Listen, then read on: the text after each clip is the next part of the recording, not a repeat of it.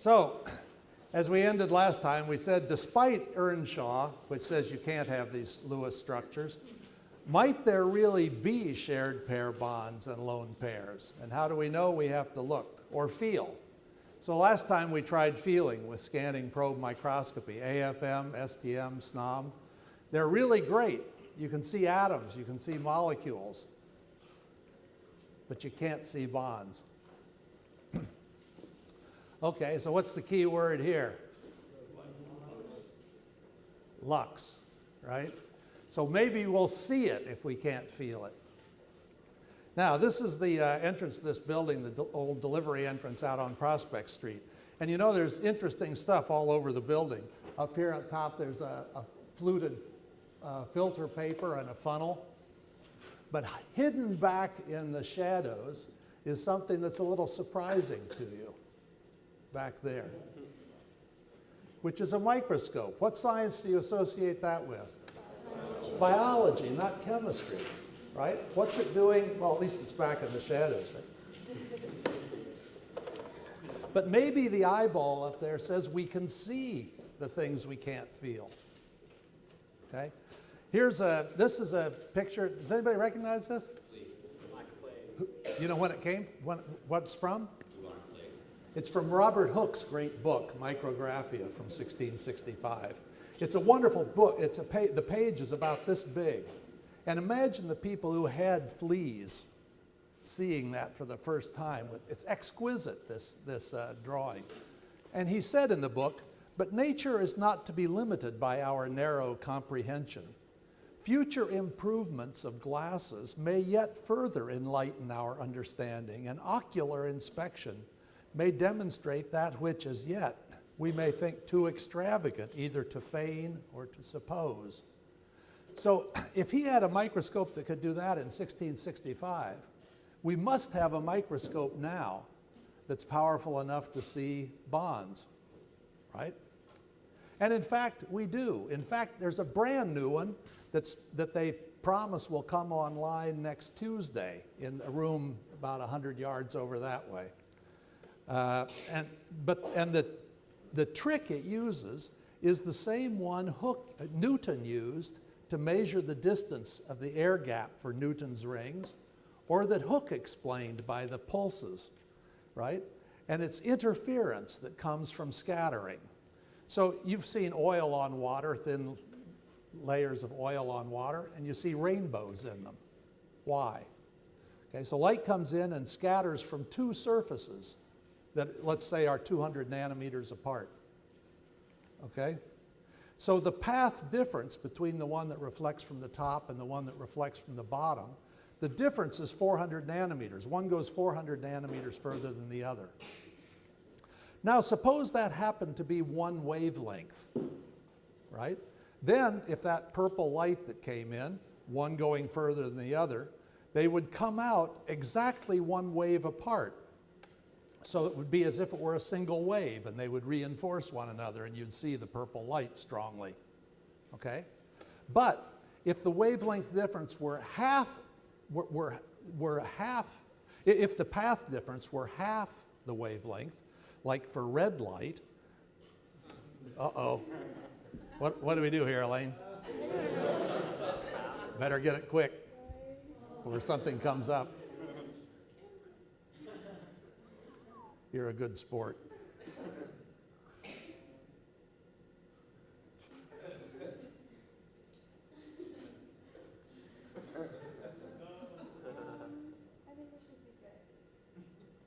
Okay, thank you. Okay, so here we go. If it's one wavelength path difference, then it reinforces and we get a nice strong wave coming out. Okay? But if it's half a wavelength difference, like for the red light, then they cancel. One is a maximum, the other is a minimum, and there's zero. Okay? So you get no scattering. So that's why you get different colors, because the oil is different thicknesses in different parts of the slick. Okay, so here's the new machine that's right over here that's supposed to come on. New machines, actually. There are two of them. It was a package deal. And that's Chris Incarvito, who's the director of the Chemical Instrumentation Center and the proud owner of these two new machines. So the one he's looking at there is is to be operated by users. So it's just you sort of push buttons and you get where the atoms are in the molecule, right? At least that's the hope. And it costs about $200,000. Okay, so there's a little thread there that has a crystal on, but you need a magnifying glass to see it. You won't see it with your eyes. It's a tiny, tiny crystal. Okay, so here's an X-ray tube. X-rays come down the pipe there, hit the crystal, and get scattered and are detected by this CCD detector. Okay? And then from that information, those scattered rays, you get where the atoms are in the molecule. More precisely, as you'll see, where the electrons are in the molecule or in the crystal. The other machine that he's especially proud of costs $350K. And why is it more expensive? Because it collects more. Instead of using that little disc of a CCD, it has a curved image plate, right? So when the X-rays come down here and hit the tiny crystal, many more of them get collected by the plate. So it's more efficient. Okay. So those will be coming soon. And if all you have to do is press a button and the structure comes out, that seems fine. But that's not the goal of this course, to press a button. We want to understand how such a thing works. Seeing individual molecules, atoms, maybe bonds, there's a problem. And the problem is wavelength. Because you know, in principle, you can't resolve things that are closer together than the wavelength of light. And the wavelength of light we've been talking about here is 400, 800 nanometers. Whereas, what's the distance of a carbon-carbon bond? Anybody remember? 1.5 angstroms, right? So 3 orders of magnitude smaller than the wavelength of light. So this is a problem, and it's why, as you'll see, you use X-rays, because they have short wavelengths. Now, to understand this, we'd have to know what light is. So what is light? You people have studied physics and so on. So what's light? Wilson? Who knows? Who knows? Okay. Electromagnetic wave. It's an electromagnetic wave. Okay. Now, I've seen, indeed it is. I've seen waves on the ocean, right? Does it mean that electromagnetic waves are like those waves? In what way is an electromagnetic wave a wave? What's wavy about it? Well, you can make a graph that's a wave that involves light. So here what we're going to plot is the force on a charge, right? The charge is at a particular position. We'll have the charge over there on the right. It's fixed there. And we're going to measure the force on it that'll make it accelerate up or down. Okay? And it'll go, and if you have, oops. This doesn't work quite the way it does on mine. Please let me know when things like that happen. Anyhow, no, maybe it's going to work. Oh no, I see what happened. Yeah, okay. What that first thing did was went up and down, up and down, up and down.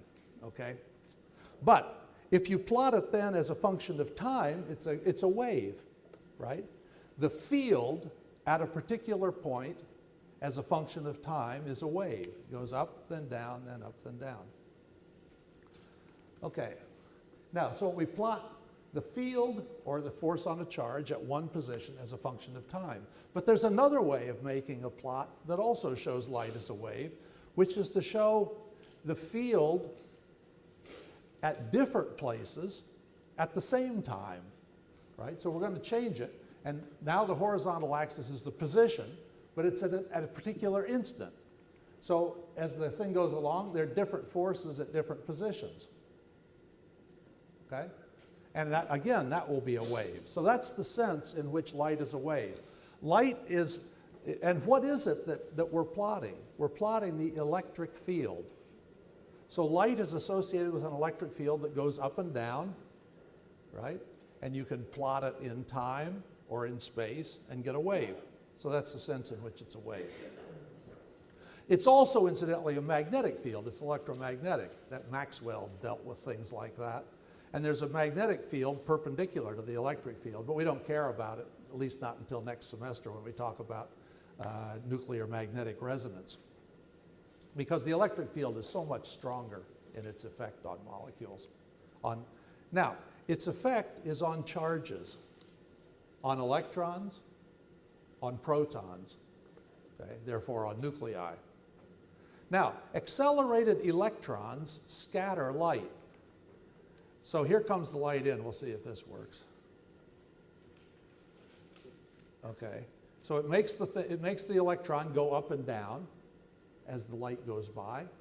But up and down moving of accelerating electrons is what creates electric fields, right? That's what an antenna is electrons moving back and forth. So when the original light comes through and hits the electron, make it vibrate up and down, right?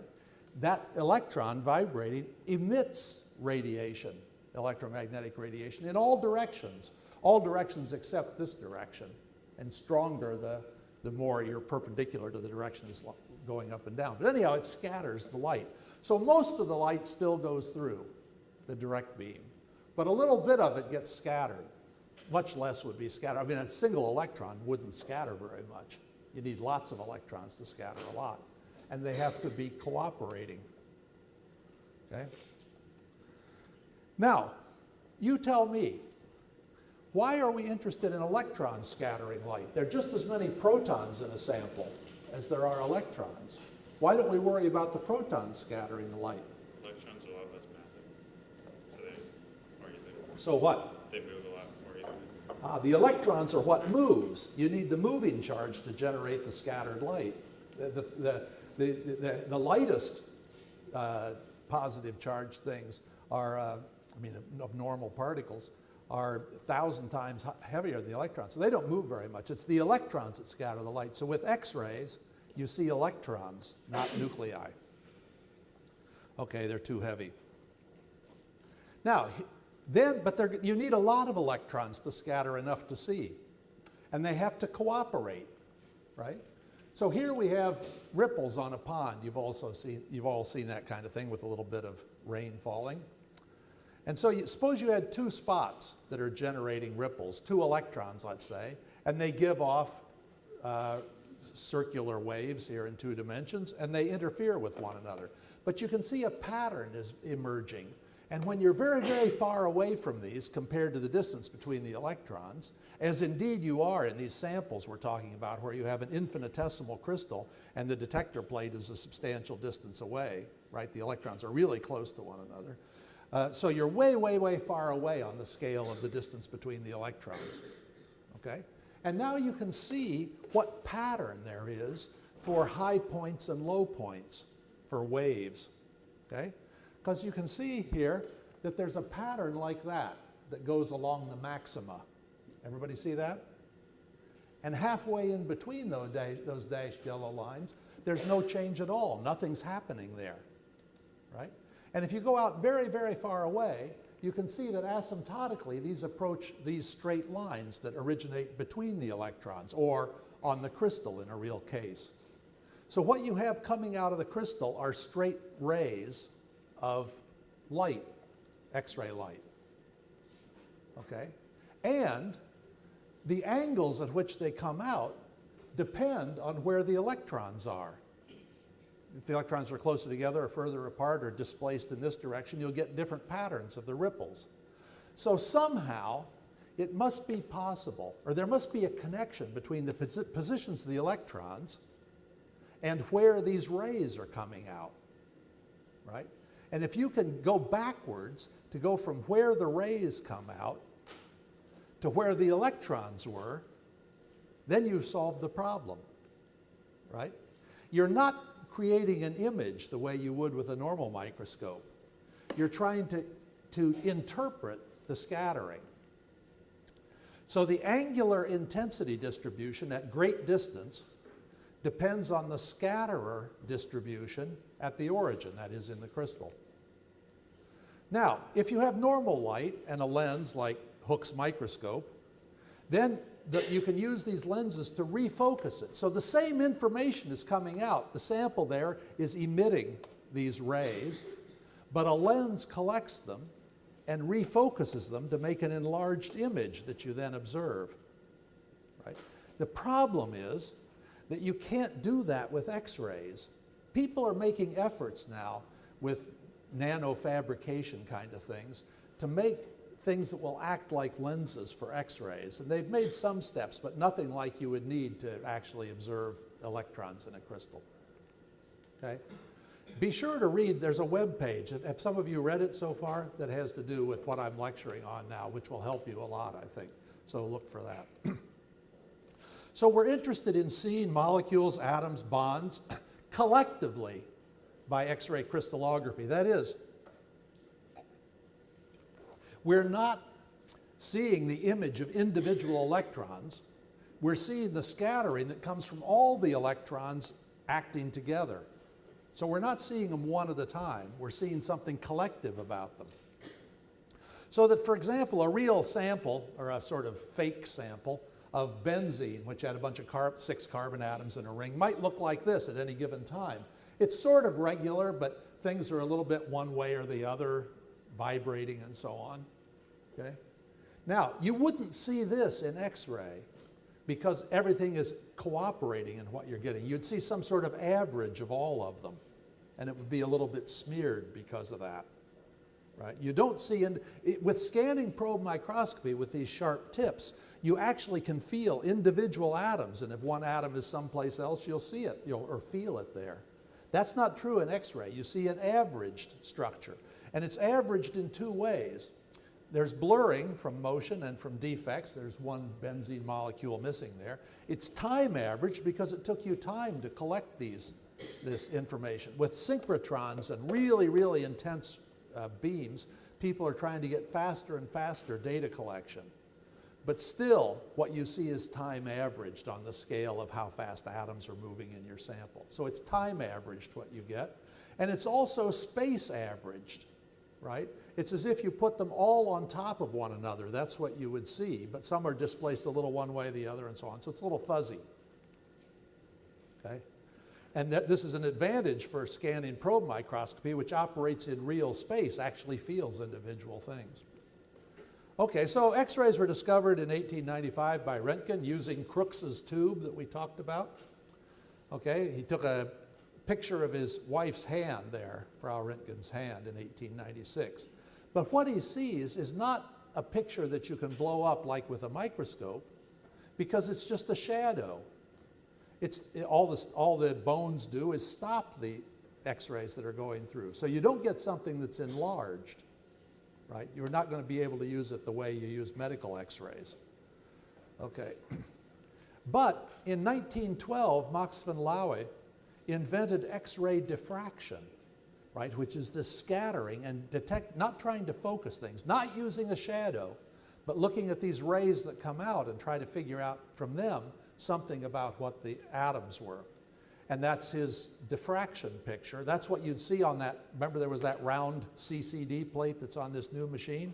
You might get a pattern that looked sort of like that. That was copper sulfate in 1912. But the real breakthrough was by William Lawrence Bragg, who was 22 years old. He had just graduated from Cambridge University when he determined the structure of a crystal using Laue's X-ray diffraction pattern. So he figured out how to go the other way, to go from the X-rays scattered pattern to what the atoms were that were doing it, right? And he did this in 1912 when he was 22 years old, and he got the Nobel Prize in 1915. He's still the youngest Nobel laureate, right? His son gave me permission to use this picture. He's a very nice guy, lives in Cambridge. Okay, then, of course, we've come a long way from that. I think you probably recognize this picture, right? What is it? It's the scattering from DNA. Is it a picture of DNA? No, it's not a double helix. What it is the way X-rays come out when they hit the double helix. Okay? And you have to figure backwards, and that's what Crick was able to do. And we'll discuss how he did that. Okay, so that's 1952, 40 years after Bragg's discovery. And then just in 2000, not so long ago, this has gone to the complete structure of the ribosome at 2.4 angstroms resolution, which was done here at Yale in this building and the next building. Okay, and that's what it looks like. It has 25 nanometers across, 250 angstroms, as long as whatever number that is, lots of carbon-carbon bonds. And you see all those atoms. There are greater than 100,000 atoms, not counting the hydrogens. Incidentally, why is it easier to see other atoms than to see hydrogens? Because that's where the electrons are. Hydrogens come with only one electron. Other atoms come with lots of electrons. So it's hard to see hydrogens, much easier to see the other things. Okay, now, what can electron diffraction show, or X-ray diffraction show? That's what we want to know. Can it show molecules? Yeah. Can it show atoms? Apparently, I just showed you a picture. But what we really want to know is whether it can show bonds and whether Lewis was right. So, to understand this, we have to know how diffraction works. I mean, you could just be like the people that are going to punch the button on that machine, but that's not what I think you would be satisfied with, so I'll help you out. So like all light, X-rays are waves. They just are very short. So now I'm going to demonstrate with a machine here.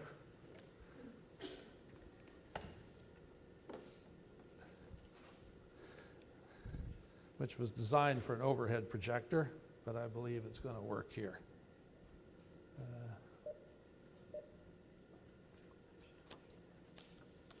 Okay, so here are waves. Okay. So here's a wave coming in. Okay, and when it gets to this position, it hits an electron here and an electron here. Forget this one from now. Okay, everybody got me?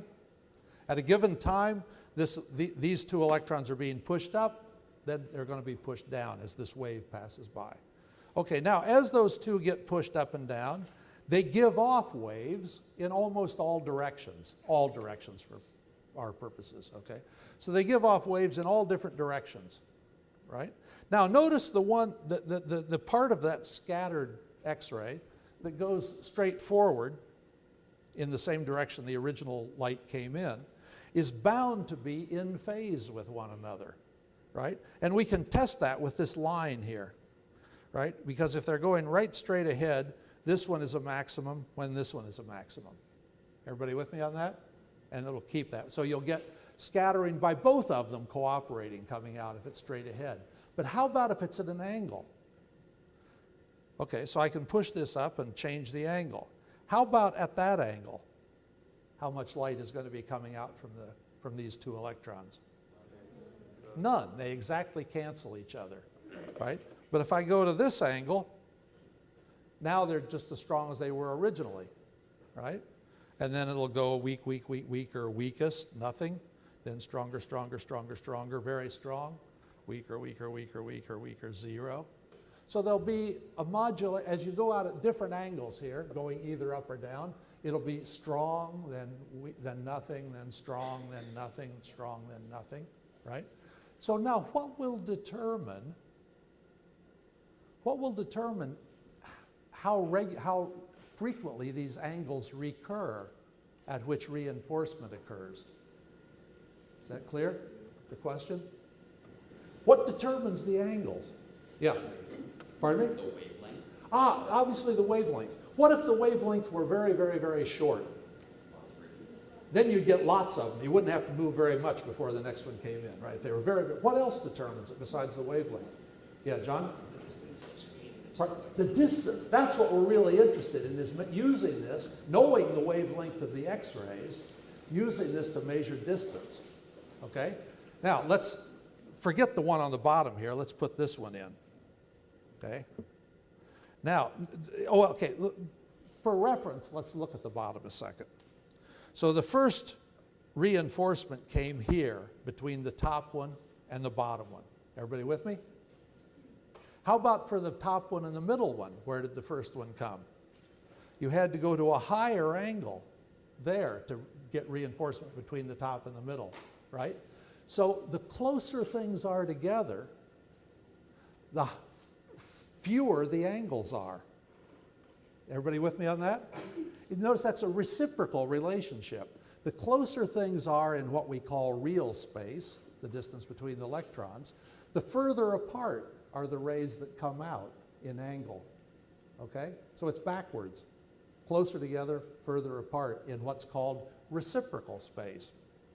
Okay, now, suppose you had a whole row of electrons that were evenly spaced, okay?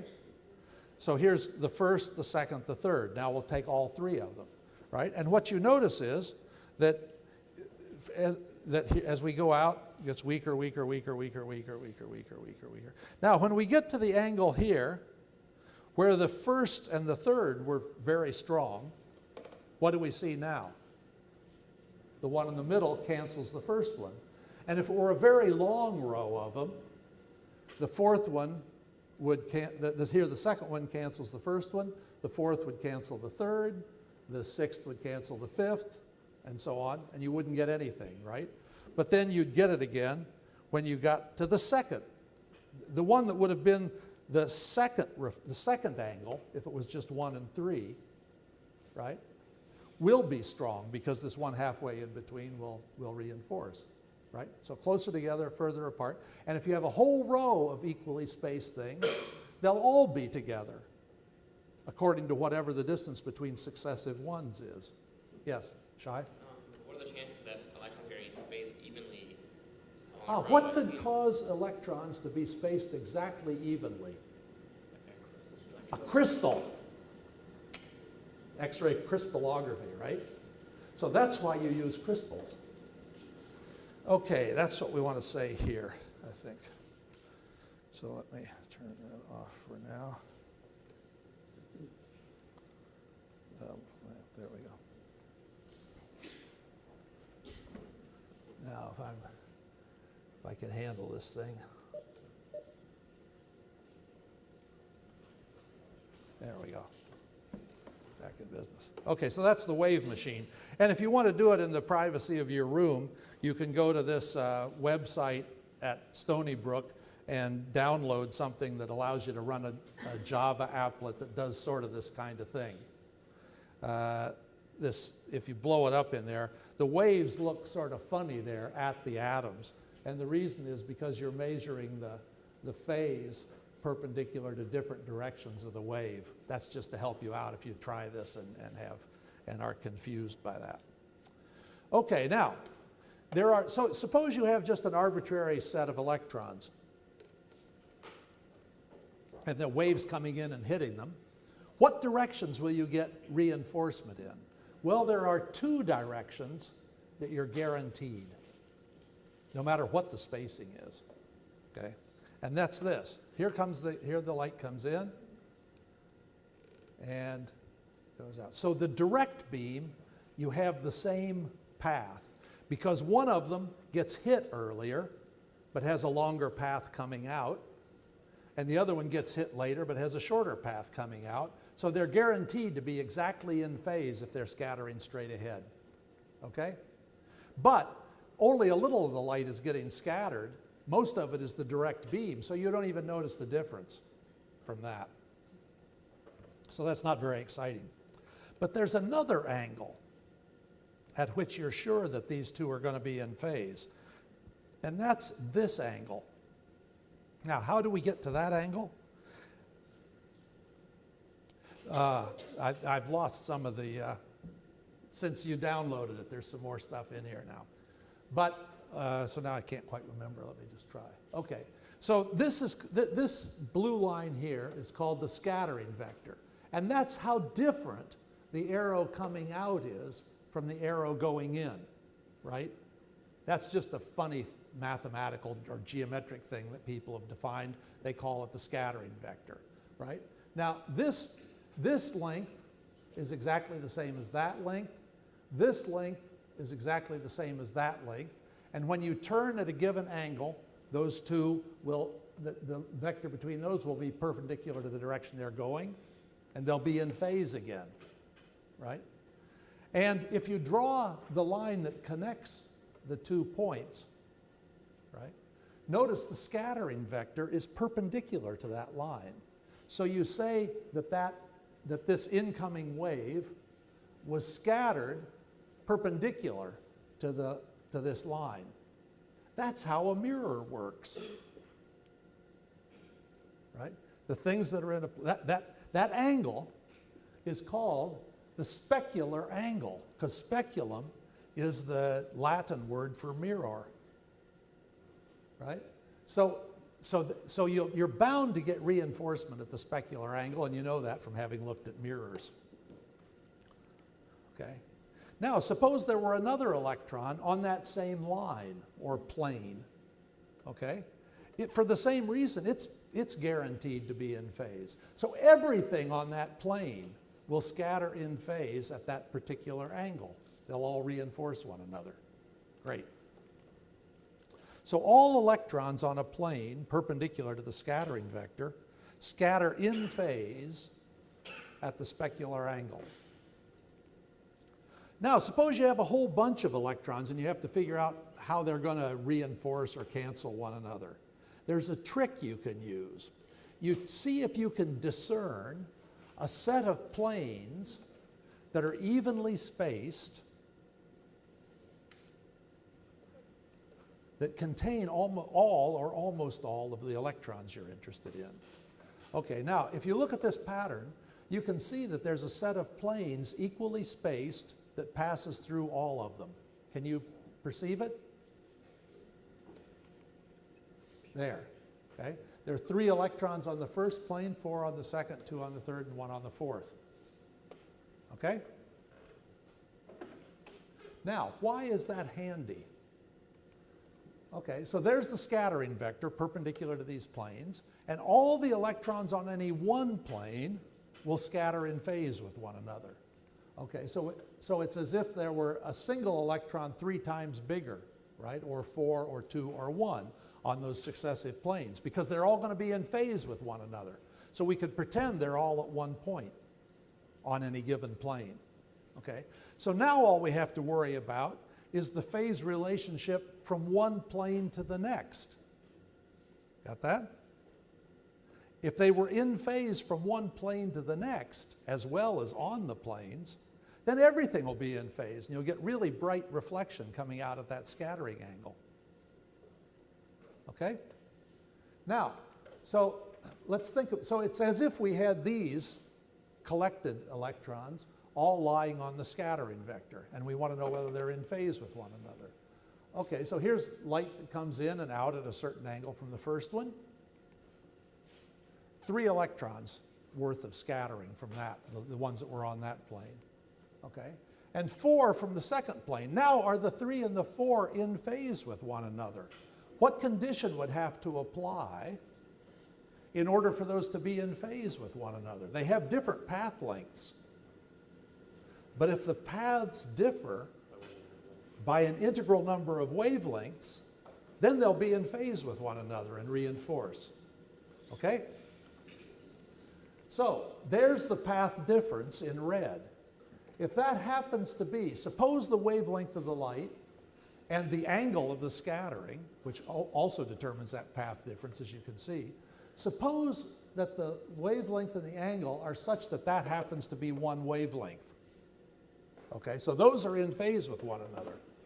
All 7 will be scattering together, right? How about the next one with 2 electrons? How about its phase? What was the condition we talked about up here at the top? Evenly spaced. So what do you know about the next one? It's going to be in phase 2, 2 waves behind the first one. Right? It'll be 2 wavelengths behind the first one exactly at some angle. Right? And the next one will be 3 wavelengths behind. So all these electrons are going to be scattering in phase at that particular angle. So you get a really strong reflection coming out. Right? It'll be as if it were all the electrons working together. So the net in-phase scattering is 10, as if there were 10 electrons doing the scattering. That's great, right? Now, suppose that the first path difference, suppose you had a different wavelength or a different angle. So the first, between the 3 and the 4, suppose the difference in path was half a wavelength. Then how would it differ? How about between the first and the second? Wilson? The first and the second, would they exactly cancel, get 0? Only one left. What? There's one like. Ah, there's 3 in the first and 4 in the second, right? So you got plus 3, but minus 4. How about the next one? Speak up, gang. Plus 2. And the last one? Minus 1. And what's the net scattering? 0. Okay? So you can see how this is a neat trick to work. If you can see in the pattern a bunch of planes which would contain the electrons, then you can figure out a particular direction how strong the scattering would be. Now, we're going to do an experiment, and it requires the room to be dark. And so I'm going to start turning the lights off and ask Philip to get into position to do stuff in the dark here. Okay. And turn this one off. Okay. Now I'll show you first what we're going to do. So pull out the little thing there. And there's a laser that's focused right here. But it's too bright, right? Because the other things we're going to see are very dim, which is why we have to turn the lights off. So I'm going to put this black tube there with a little hole in the end. Hopefully I can get it positioned. So most of the laser will go inside here, and we won't see it very well. I can get it positioned right. It's a moving target, so it's not so easy.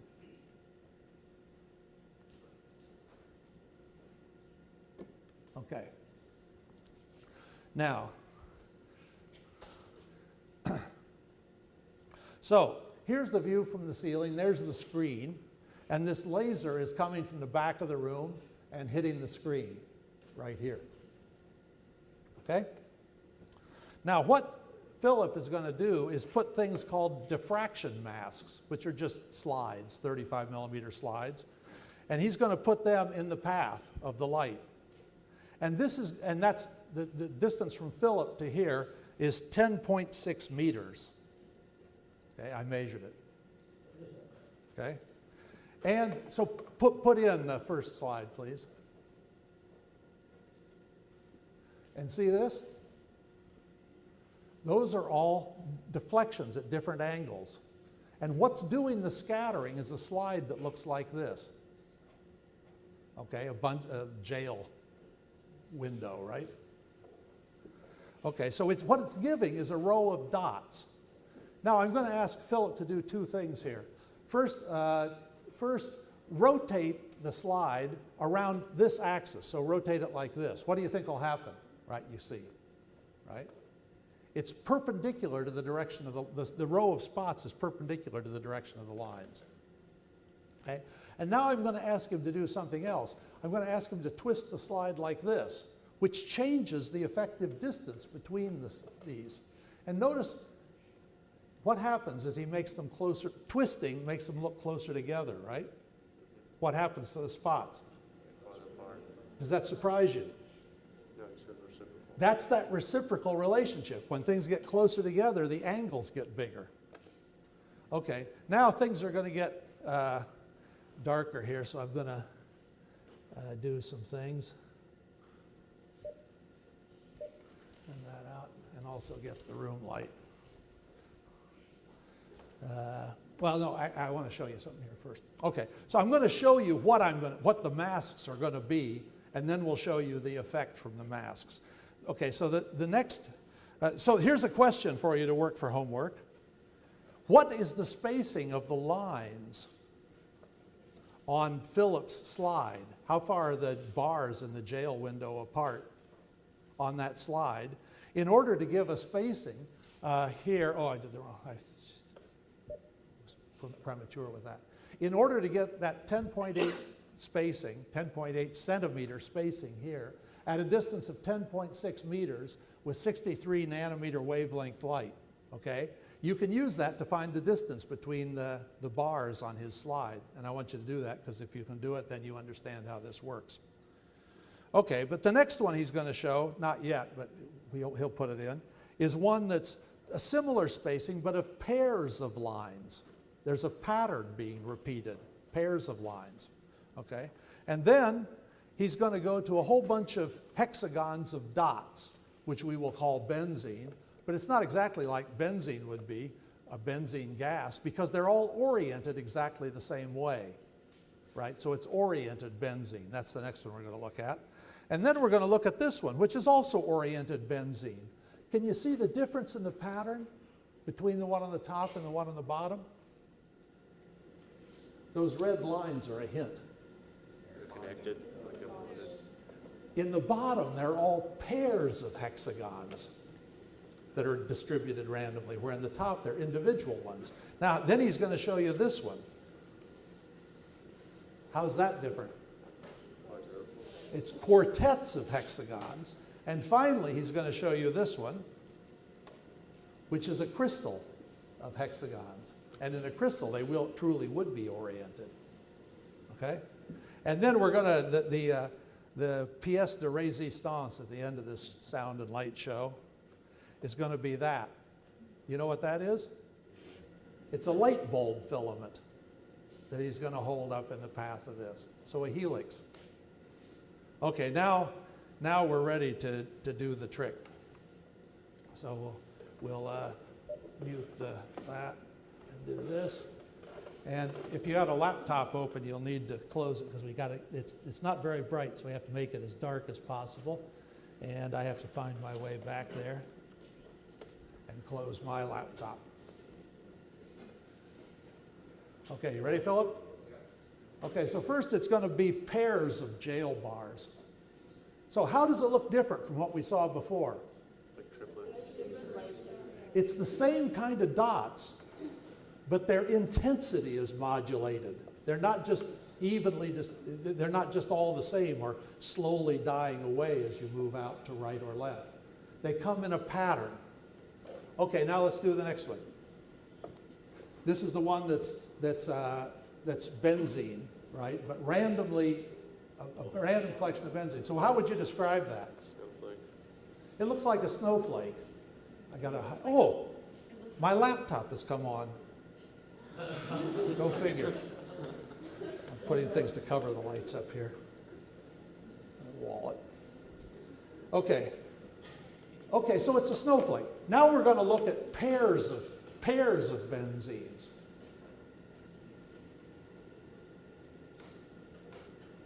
How is it different? Still the snowflake, but there are bars across it.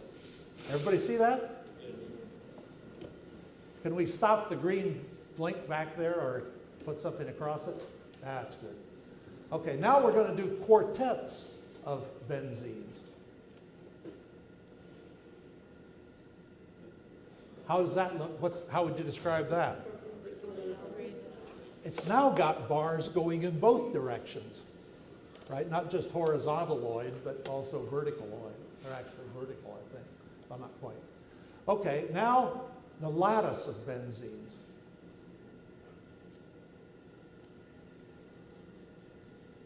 Isn't that great?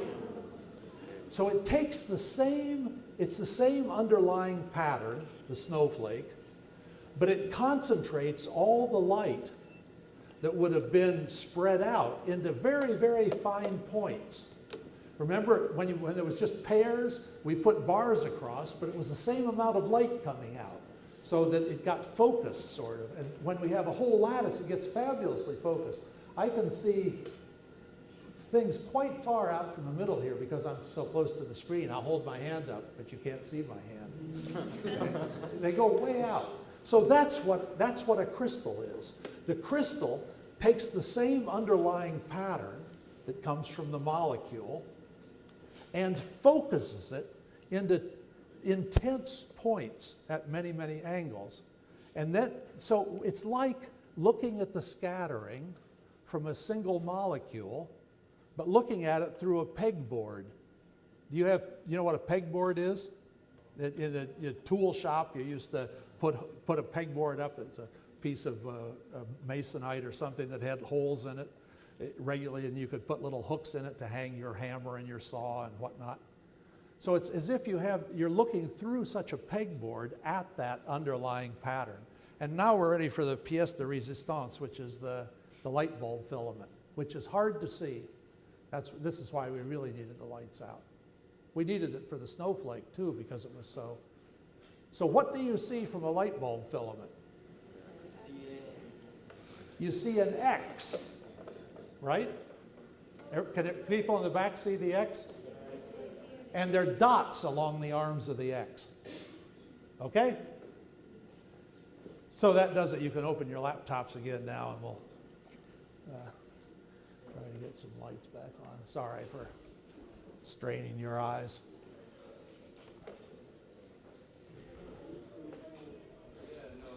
Get this one. Oh, sorry. There we go. Okay, so there's the scattering from these things, and we can now. So let's try to let's try to understand it. So this was the slide with randomly positioned but oriented benzenes. It turns out that random positioning generates the same diffraction as a single pattern, but gives it more intensity. If we just put one hexagon there, you wouldn't have seen enough from it. Okay, so here's the pattern you got from isolated benzenes, which is that snowflake pattern, right? And when we had a lattice made of those, you saw the same underlying pattern, but only at regularly spaced spots that had to do with how far apart the hexagons were from one another, right?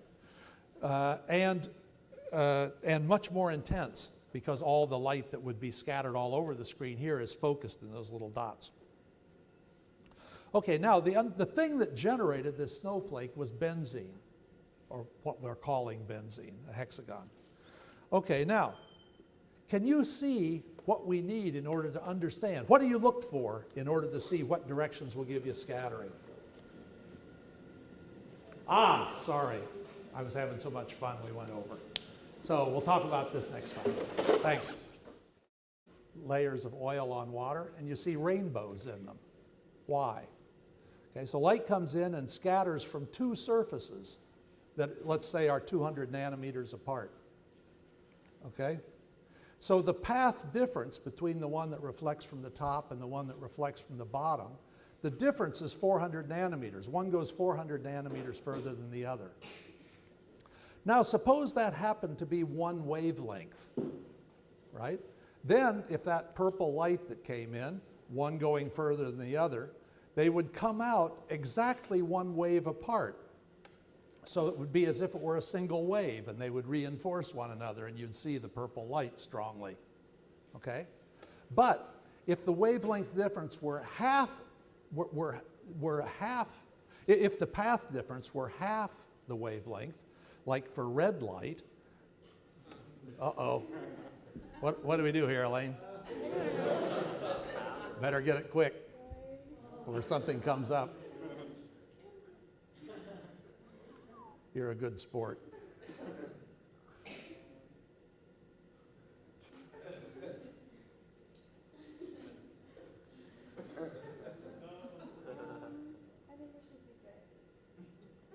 Okay, thank you. Okay, so here we go. If it's one wavelength path difference, then it reinforces and we get a nice strong wave coming out. Okay? But if it's half a wavelength difference, like for the red light, then they cancel. One is a maximum, the other is a minimum, and there's zero. Okay, so you get no scattering. So that's why you get different colors, because the oil is different thicknesses. So, as we ended last time, we said despite Earnshaw, which says you can't have these Lewis structures, might there really be shared pair bonds and lone pairs? And how do we know? We have to look or feel. So last time we tried feeling with scanning probe microscopy, AFM, STM, SNOM. They're really great. You can see atoms, you can see molecules, but you can't see bonds. Okay, so what's the key word here? Lux, right? So maybe we'll see it if we can't feel it. Now, this is the entrance to this building, the old delivery entrance out on Prospect Street. And you know, there's interesting stuff all over the building. Up here on top, there's a fluted filter paper and a funnel. But hidden back in the shadows is something that's a little surprising to you back there, which is a microscope. What science do you associate that with? Biology, not chemistry, right? What's it doing? Well, at least it's back in the shadows, right? But maybe the eyeball up there says we can see the things we can't feel. Okay? This is a picture. Does anybody recognize this? You know when it came? What it's from? It's from Robert Hooke's great book, Micrographia, from 1665. It's a wonderful book. The page is about this big. And imagine the people who had fleas seeing that for the first time. It's exquisite, this drawing. And he said in the book, but nature is not to be limited by our narrow comprehension. Future improvements of glasses may yet further enlighten our understanding, and ocular inspection may demonstrate that which as yet we may think too extravagant either to feign or to suppose. So if he had a microscope that could do that in 1665, we must have a microscope now that's powerful enough to see bonds, right? And in fact, we do. In fact, there's a brand new one that they promise will come online next Tuesday in a room about 100 yards over that way. And the trick it uses is the same one Newton used to measure the distance of the air gap for Newton's rings, or that Hooke explained by the pulses, right? And it's interference that comes from scattering. So you've seen oil on water, thin